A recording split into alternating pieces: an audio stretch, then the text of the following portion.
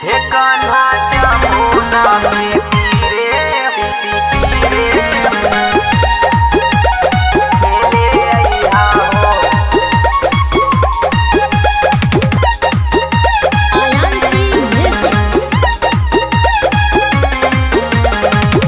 हे कान्हा जमुना के तीरे होलिया खेले अइहा हो।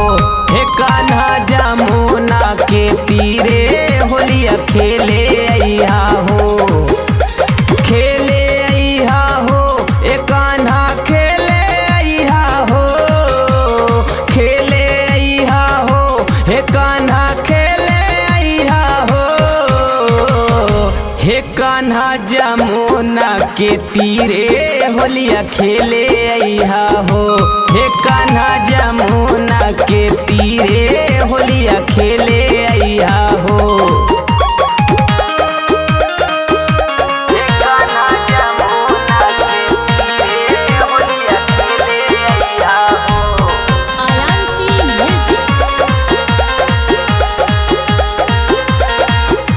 हे कान्हा जमुना के तीरे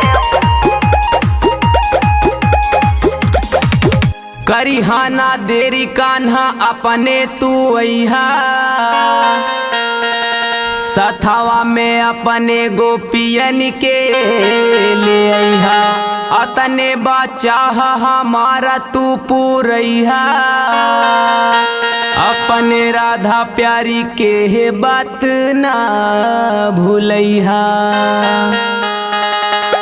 सथवा में रंगवाया बिरिया तू ले ले अइहा हो।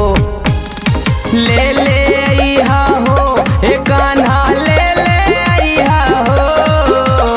ले ले अइहा हो हे कान्हा ले ले अइहा हो। हे कान्हा जमुना के तीरे होलिया खेले अइहा हो।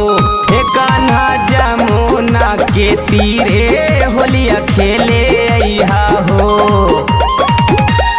कान्हा जमुना के तीरे होलिया खेले अइहा हो। खेले अइहा हो। लाल पियर भइल बावे देवनगरी।